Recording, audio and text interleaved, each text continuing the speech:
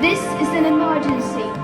There is no doubt that climate change is the greatest environmental challenge of our time. A disastrous 1.5 degrees Celsius rise in global temperatures and beyond. The oceans are in a state of emergency. Entire marine ecosystems are vanishing with the warming of the seas. And as the waste of the world empties into our waters, we face the devastating crisis of plastic pollution. Mass drought, mass disease, loss of lands and homes, increased fires, increased tropical storms, mass human displacement and globally exhausted resources. No, climate change is here right now, and there's a great impact on our climate. Where I'm from in the Karoo, we're just busy recovering from a terrible drought in the area, and there's a great water scarcity in our area.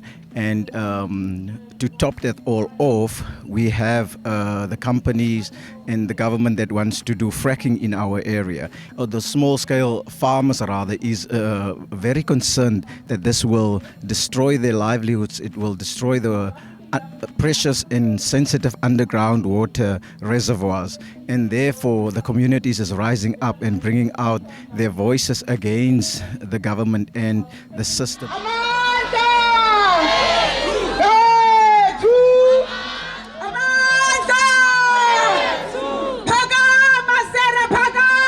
system that crushes those on the ground. We would like to see climate change not only being housed within a small unit within the broader organization, but we'd like to start seeing climate change being or having a unit within all other spheres of government, so that climate change at the end of the day is not seen as an environmental issue, but seen as a cross-cutting issue. We as per communities, we are suffering the most out of this issue because we are more vulnerable in terms of our communities, going back to our houses, living as per one in poverty, and we are also unemployed, which make it more hard for our communities, to keep ourselves sustainable. Now, what we need to do is that we need to be sustainable in order for us to live, which is basically wrong, and which is say our human rights state that each person has a right to nutrition, food, or even eat salt. But as people go back in our communities, you will see none of our people basically have access to food, they have access to nutrition, etc. Just passing now here, coming to Parliament, we've witnessed and we've saw that as people giving out some food, and we want to stop that in terms of saying to Parliament, adopt the charter, and we want to say put our people before profit, because now we also need to, as per food growers, we need to adopt by the charter, we need to adopt by the new charter, we need to adopt by the climate, because our crops are not growing well, our crops are not doing well because of the climate change.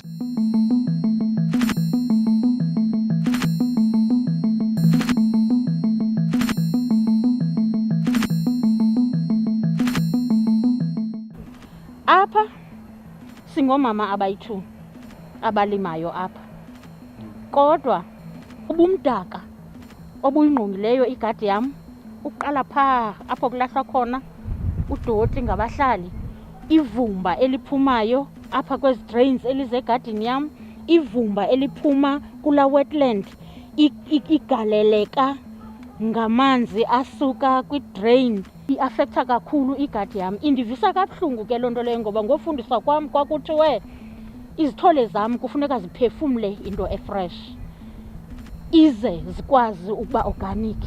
Ngoku ndiziva ndizibona ukuthi andimbambanga ngokwaneleyo u-organic ngesizathu sepollution.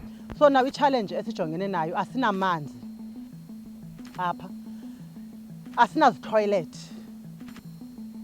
Iyenzeka into yobana siphume sihambe siye endle siyozinceda khona, uthi ngoku uhleliyo endle abe umuntu ongutata ekhona naye phaa ebubona ubuze bakho. So and ke ngoku enye into ekhulayo kukureyitshwa kwabantu, because kwezi ndawo sizinceda kuzo sube bekhona nabantu abangootata, kureyitshwa abantwana, kureyitshwa even nabantu abadala. So siphila phantsi kwaloo meko apha eBurundi. Alukho nje uncedo esinalo. Xa sifuna amanzi, iitepu zethu aziphumi manzi at all. Xa sifuna amanzi kufuneka uvuke ngo-5 ekuseni okanye uye ebusuku ngo-10. During a day amanzi awekho at all. Ibalulekile into yokubana abantu abangoomama bafumana amanzi aweneleyo, ngoba singabantu abangoomama uxanduva lukhulu kuthi lokunakekela abayeni bethu nabantwana bethu neefemeli zethu. And ungumntu ongumama amanzi uwafuna ngalo lonke ixesha, ngoba kaloku abantu abangoomama banamaxesha okokubana kufuneke mhlawumbi angahlamba nakathathu ngemini kuba engumntu ongumama. Southern Africa is warming at double the rate that the rest of the world is warming.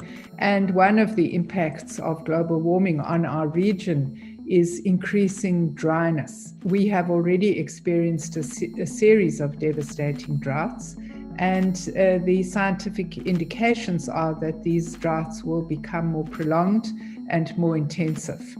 Obviously, South Africa is a signatory to the United Nations Framework Convention on Climate Change.